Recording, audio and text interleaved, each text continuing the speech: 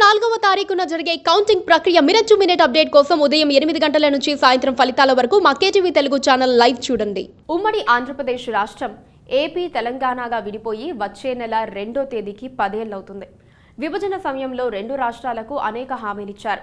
వాటి సంగతి పక్కన పెడితే రెండు రాష్ట్రాలు ఎవరికి వారు పరిపాలించుకోవడానికి ఇరుగు పొరుగు సఖ్యతగా ఉండేలా ఏర్పాట్లు చేయడం కూడా చేయలేకపోయారు. 10 ఏళ్లైనా రెండు రాష్ట్రాల మధ్య సమస్యలు అలాగే ఉండిపోయాయి.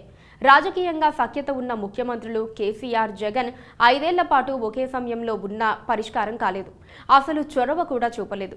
కేంద్రం కూడా పట్టించుకోవడం మానేసింది. తెలుగు రాష్ట్రాల విభజన జరిగి జూన్ 2వ తేదీకి 10 ఏళ్లు పూర్తవుతున్నా ఇప్పటికీ అనేక సమస్యలు పరిష్కారం కాలేదు. హైదరాబాద్తో సహా ఏపీ, తెలంగాణ రాష్ట్రాల మధ్య సమస్యలు అపరిష్కృతంగానే ఉన్నాయి. రాష్ట్ర విభజన హామీలు కాగితాలకే పరిమితమయ్యాయి. ఆస్తుల విభజన, విద్యుత్ బిల్లుల బకాయిలు వంటి అనేక సమస్యలు ఇంకా పరిష్కారం కాలేదు. రెండు తెలుగు రాష్ట్రాలు తుది పరిష్కారం కోసం వేచి చూస్తున్న సమస్యల్లో ఉద్యోగుల బదిలీ అంశం కూడా ఇప్పటికీ తేలలేదు. ఆంధ్రప్రదేశ్ పునర్వ్యవస్థీకరణ చట్టం 2014 ప్రకారం హైదరాబాద్ రాజధాని నగరం పూర్తిగా తెలంగాణకు చెందుతుంది.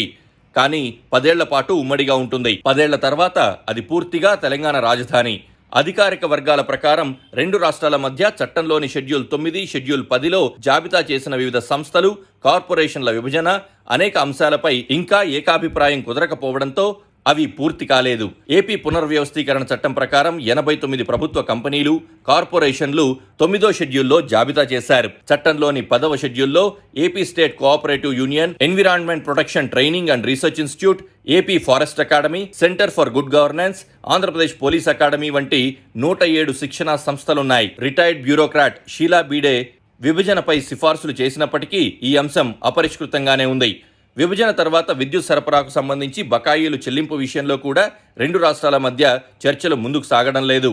ఈ అంశం ఇప్పుడు కోర్టుకు చేరింది. 2014వ సంవత్సరం జూన్ 2వ తేదీ నుంచి 10 సంవత్సరాల కాలానికి హైదరాబాద్ను రెండు రాష్ట్రాలకు ఉమ్మడి రాజధానిగా చేశారు. ఏపీ పునర్వ్యవస్థీకరణ చట్టం ప్రకారం హైదరాబాద్ ఈ ఏడాది జూన్ 2వ తేదీ నుంచి తెలంగాణకు మాత్రమే రాజధానిగా ఉంటుంది. రాష్ట్ర విభజన సమస్యలపై మే 15వ తేదీన సీఎం రేవంత్ రెడ్డి తెలంగాణ అధికారులతో సమీక్షా సమావేశాన్ని నిర్వహించారు. ఆంధ్రప్రదేశ్కు 10 ఏళ్ల పాటు ఇచ్చిన హైదరాబాద్లోని లేక్ వ్యూ ప్రభుత్వ అతిథి గృహం వంటి భవనాలను జూన్ 2వ తేదీ తర్వాత స్వాధీనం చేసుకోవాలని తెలంగాణ ముఖ్యమంత్రి రేవంత్ రెడ్డి అధికారులకు సూచించారు. ఈ విషయంలో ఏపీ ప్రభుత్వం అభ్యంతరం చెప్పడానికి కూడా ఏం లేదు. ఈ ఏడాది మార్చి నెలలో కేంద్రం రెండు రాష్ట్రాలకు భూ కేటాయింపులు చేయడంతో ఢిల్లీలోని ఆంధ్ర భవన్ పై వివాదం సద్దుమణిగింది. విభజన చట్టం ఆధారంగా 58-42 నిష్పత్తి ప్రకారం రెండు రాష్ట్రాలు భవనాస్తులను పంచుకున్నాయి. అయితే మిగతా సమస్యలన్నీ ఇలా పరిష్కరించుకునే పరిస్థితి లేదు. ఎందుకంటే ఇలా పరిష్కరించుకున్న రెండు రాష్ట్రాల్లోనూ రాజకీయ పార్టీలు ఆస్తుల్ని వేరే వారికి దారబోస్తున్నారన్న ప్రచారం చేస్తాయి. సెంటిమెంట్ రెచ్చగొట్టి రాజకీయం చేస్తాయి. అందుకే ప్రభుత్వాలు చొరవ చూపడం లేదు. తెలంగాణ ఆవిర్భవించి 10 ఏళ్లవుతున్నందున తెలుగు రాష్ట్రాలు సామరస్యపూర్వకంగా చర్చించుకొని విభజన వివాదాలను పరిష్కరించుకోవాలన్న అభిప్రాయం వినిపిస్తోంది. కానీ రాజకీయ కారణాల వల్ల సమస్యలకు పరిష్కారం లభించలేదు. అసలు చర్చలే జరగడం లేదు. కేంద్రము పట్టించుకోవడం లేదు. రెండు తెలుగు రాష్ట్రాల రాజకీయాలు కూడా వేరయ్యాయి. అక్కడి పార్టీలు ఇక్కడ పార్టీలు అక్కడ లేవు. అందుకే సమస్యల పరిష్కారానికి ఇదే సరైన సమయం. లేకపోతే అవి అంతకంతకు పెరిగి ప్రజలకు సమస్యలు తెచ్చిపెడతాయి.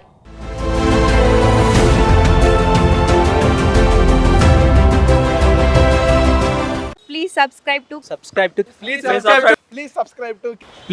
to KTV Telugu. KTV